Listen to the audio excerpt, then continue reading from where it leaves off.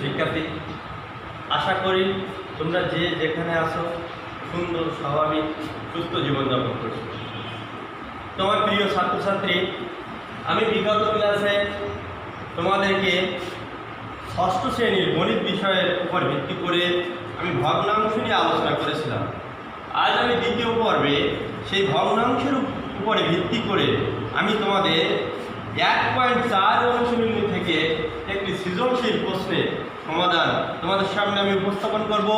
আমি আশা করি তোমরা আমার সাথে থাকবা এবং প্রয়োজনীয় উপকরণ নিয়ে তোমরা আমার এই ক্লাসটা সুন্দরভাবে মনোনিবেশ করবা। তো আমি আমার ক্লাস শুরু করছি। আমার প্রিয় ছাত্রছাত্রী, এখানে দেখো আমি যে সৃজনশীল প্রশ্নের সমাধান আজ দেব, প্রশ্নটা দেখো। প্রশ্ন হলো 32 মিটার দৈর্ঘ্যের একটি ফিতার 8/4 মিটার সাদা রং এবং 10/8 মিটার লাল রং এবং বাকি অংশ কালো। তাহলে দেখো, লক্ষ্য করো, ফিতাটি মোট দৈর্ঘ্য হলো 32 মিটার। দুই ভাগে একটা ফিতার দৈর্ঘ্য 32 মিটার। মনে করো এই একটি ফিতা, তাই তো? এর দৈর্ঘ্য কত? এর দৈর্ঘ্য 32 মিটার। এখন তোমার দেখা গেল তিনটি অংশে কালো, সাদা আর লাল। কালো, সাদা আর লাল, এই তিন অংশে একটি ফিতা বিভক্ত করা আছে। এখন আর দেখো, তিন অংশের ভিতরে দুই অংশের পরিমাণ এখানে দেওয়া আছে। কোন কোন অংশ? সাদা ও লাল অংশের পরিমাণ দেওয়া আছে। সাদা ও লাল অংশের পরিমাণ দেওয়া আছে। এখন আমার বাকি অংশ আছে কালো। এই কালো অংশের পরিমাণ আমার বের করে দেখাতে হবে। তো দেখো, এখানে 1 নম্বর প্রশ্ন, ক নম্বর প্রশ্ন দেখো। ক নম্বর প্রশ্ন হলো সাদা ও লাল অংশের পরিমাণকে অপ্রকৃত ভগ্নাংশে রূপান্তর করো। দেখো, এর আগের ক্লাসে আমি ভগ্নাংশ নিয়ে যখন আলোচনা করেছিলাম, ভগ্নাংশ কি, কাকে বলে, কত প্রকার, প্রত্যেক প্রকারের সংজ্ঞা আমি তোমাদের সামনে উপস্থাপন করছি। তো দেখো, সাদা ও লাল অংশের পরিমাণকে অপ্রকৃত ভগ্নাংশে রূপান্তর করো। তাহলে এখানে সাদা অংশের পরিমাণ কি আছে? মিশ্র ভগ্নাংশ আছে এবং লাল অংশের পরিমাণও মিশ্র ভগ্নাংশে রূপান্তর করা আছে। এখন আমি মিশ্র থেকে কি করব? বানান প্রশ্ন সমাধান করতে গেলে এই দুই অংশকে অপ্রকৃত ভগ্নাংশে রূপান্তর করব, তাই তো? তা দেখো, আমি তোমাদের দেখিয়েছিলাম কিভাবে মিশ্র ভগ্নাংশ থেকে অপ্রকৃত ভগ্নাংশে রূপান্তর করতে হয়। এর আগের ক্লাসে আমি অবশ্যই তোমাদের দেখিয়ে দিয়েছি এবং আশা করি তোমরা বুঝতে পেরেছিলে। তো দেখো, লিখি, আমি একটা লিখবো। সে এখানে 1 নং প্রশ্ন। তাহলে আমি দেখো 1, 2, 3 নং এরকম যখন প্রশ্নে দেওয়া থাকবে, তুমি নম্বর অনুযায়ী তুমি লিখবে 1 নং, 1 নং, 1 নং প্রশ্নের 1 নং প্রশ্নের সমাধান। তো দেখো, 1 নং প্রশ্নের সমাধান এখানে তুমি না 1 নং কি করো? ক দিবা। দেখো, সাদা ও লাল অংশের পরিমাণ বের করতে হবে। তাহলে আমি লিখবো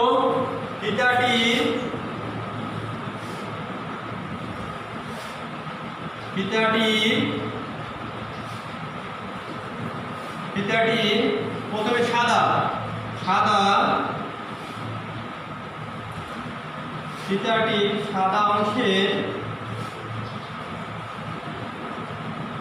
পরিমাণ সমান কত আছে? দেখো, প্রশ্নে কত আছে? ফিতাটি সাদা অংশের পরিমাণ 8/4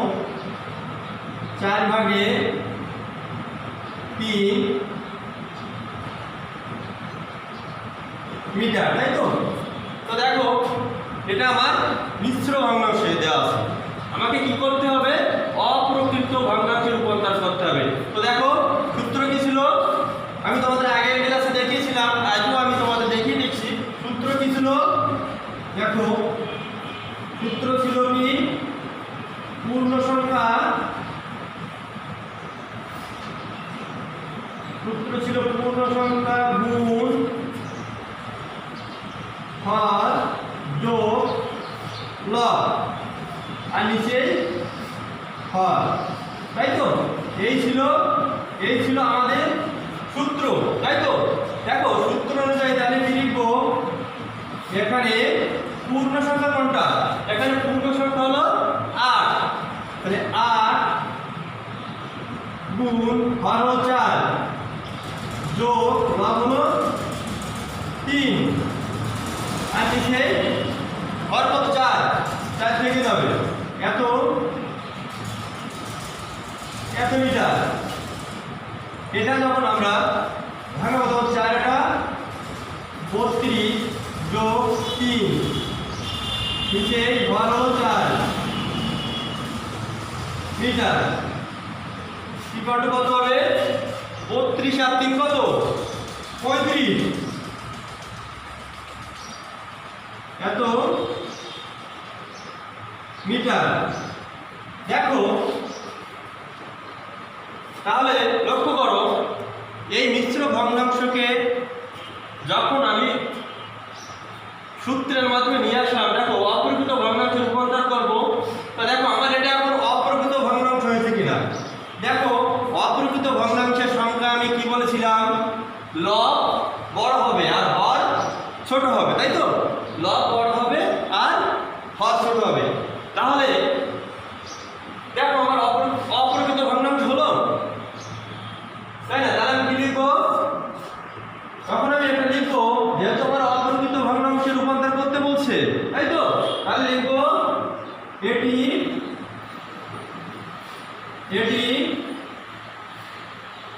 অপ্রকৃত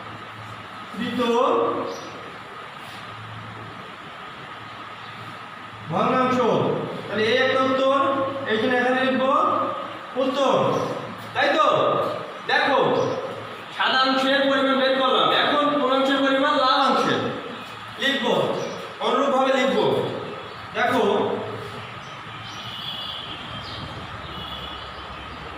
ফিতাটি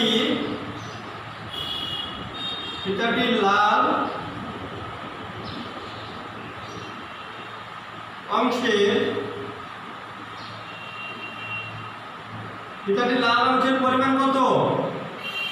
সমান কত মিটার? লাল অংশের পরিমাণ দেওয়া আছে কত? 10.8/1 তাই তো? লিখি 8/1 এত মিটার। এটাও কি আছে? এটা আমার মিশ্র ভগ্নাংশ আছে, আমার কি করতে হবে? অপ্রকৃত ভগ্নাংশে। তাহলে আমি সূত্রে আসি, ওই সূত্রে আসি। তাহলে সূত্রে আসলে কি হবে? 10 গুণ 8 যোগ 1 আর নিচে হর কত? নিচে হর হলো 8 এত মিটার। তাহলে এটা করলে আমার কি হবে? 8 × 10 = 80 যোগ 1 আর নিচে হর আছে 8 মিটার। তাহলে কি হচ্ছে?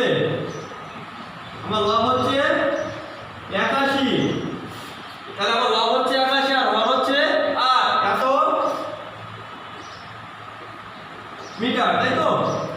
তাহলে এখানে দেখো, এখানে অনুরূপভাবে হর ছোট লব বড়, তাহলে কি লিখবো?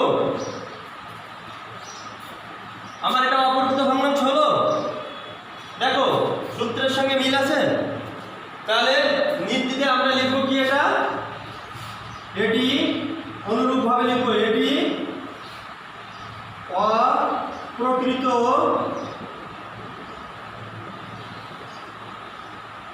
অপ্রকৃত ভগ্নাংশ, তাই তো? উত্তর। তাহলে দেখো আমার 1 নং প্রশ্নের সমাধান পেয়ে গেছি, তাই না? এখানে আমি 1 নং প্রশ্নের সমাধান পেয়ে গেছি।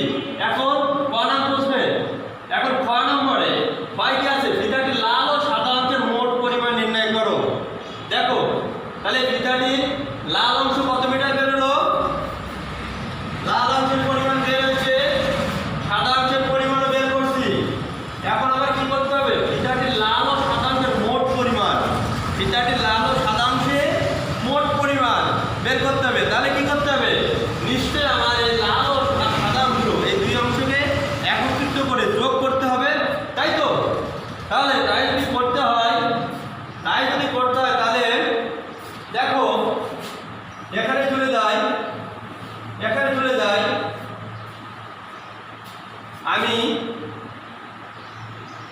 এখানে লিখবো, দেখো 6 নম্বর প্রশ্নে লিখবো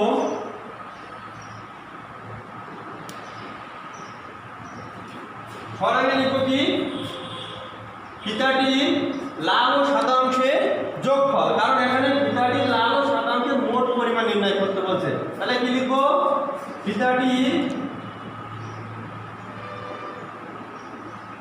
ফিতাটির সাদা ও লাল অংশের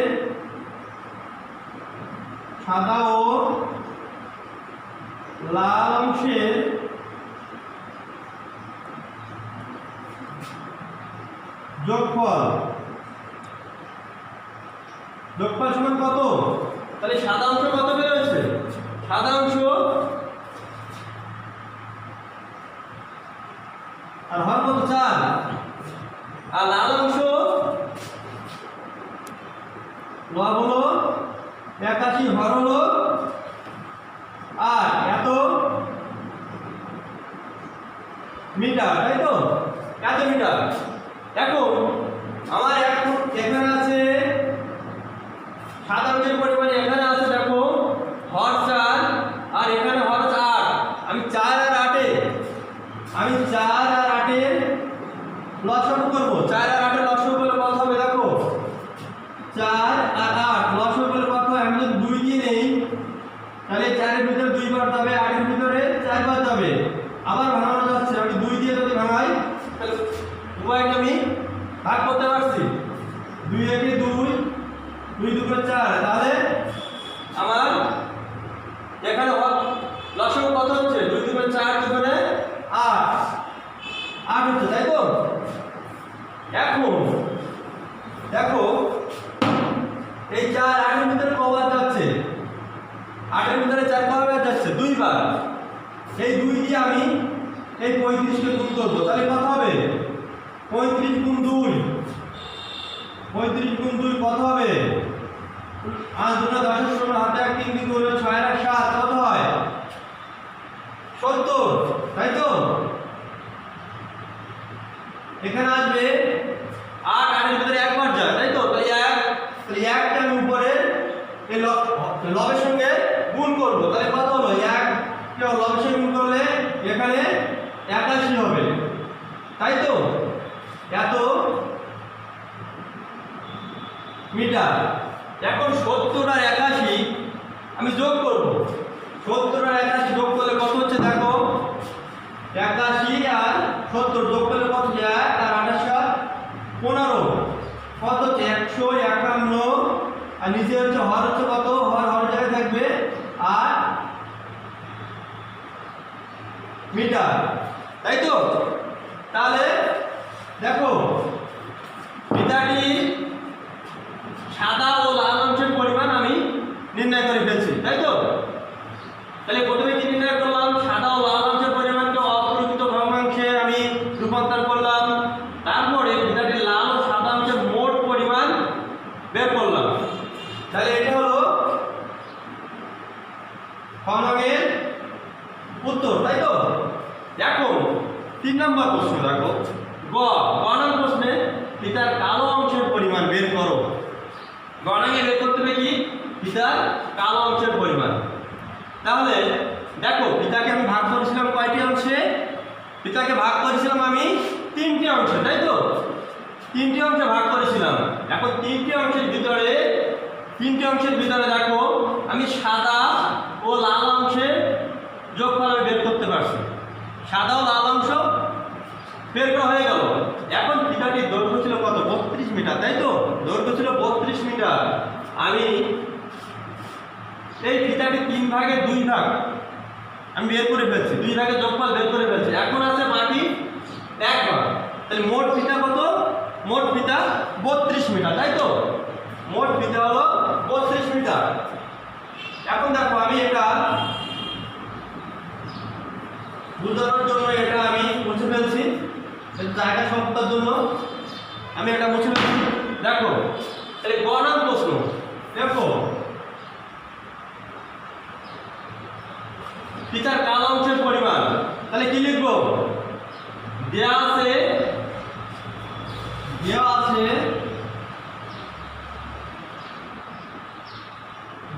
আছে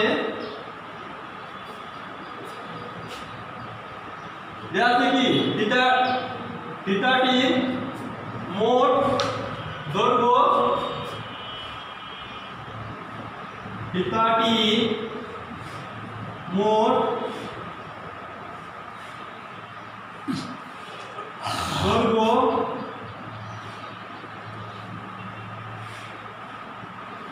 32 মিটার। তাহলে থিটার দৈর্ঘ্য কত দেওয়া আছে? 32 মিটার। এখন কালো অংশের পরিমাণ বের করব। তাহলে সাদা ও লাল অংশের পরিমাণ বের করা হয়ে গেছে। তাহলে আমি কি করব? মোট অংশের থেকে আমি যদি এই সাদা ও লাল অংশের পরিমাণকে বিয়োগ করি, তাই তো, তাহলে আমার কালো অংশের পরিমাণ বের হয়ে যাচ্ছে, তাই তো? কিভাবে দেখো? তাহলে আমি কি লিখব? অতএব কালো অংশের পরিমাণ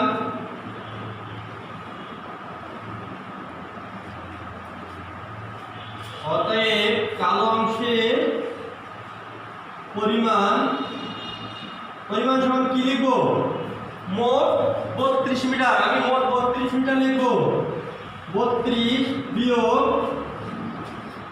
সাদা ও লাল অংশের পরিমাণ লিখব। তাহলে সাদা ও লাল অংশের পরিমাণ কত বের হয়েছে? 8 মিটার। এখন দেখো, এখন আমি এটা লসাগু করব। লসাগু করলে মনে ধরে নাও 32 এর নিচে 1 আছে, এখানে 1 আছে, তাহলে 1 আর 8 এর লসাগু করলে আমার হবে কত? 8, তাই তো? 8 হবে, তাই তো?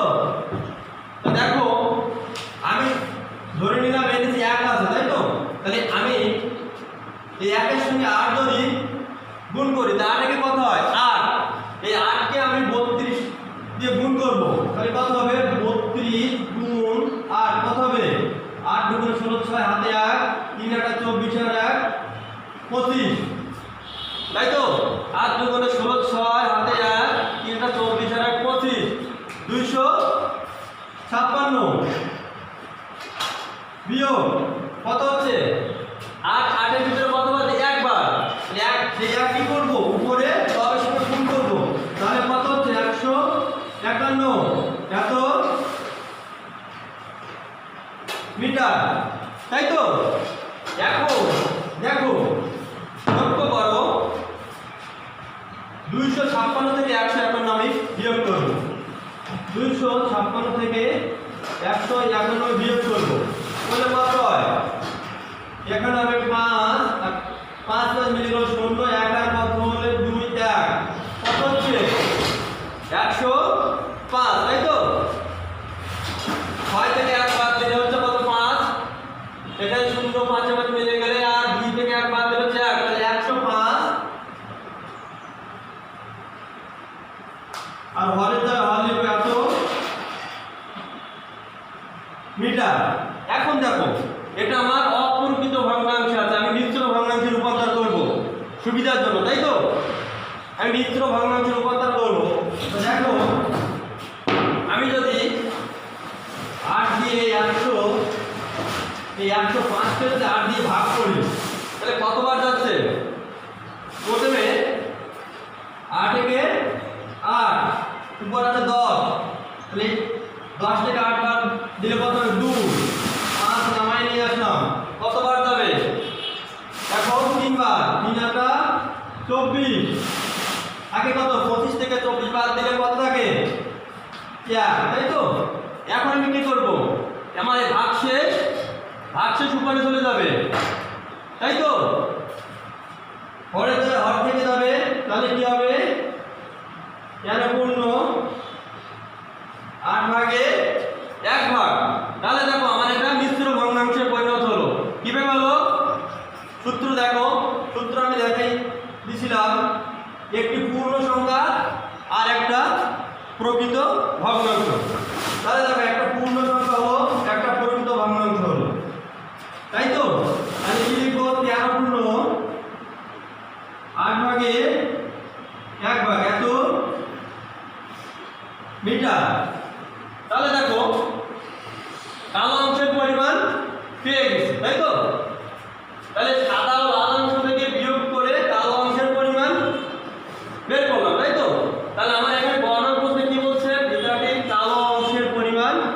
নির্ণয় করো, তাই তো?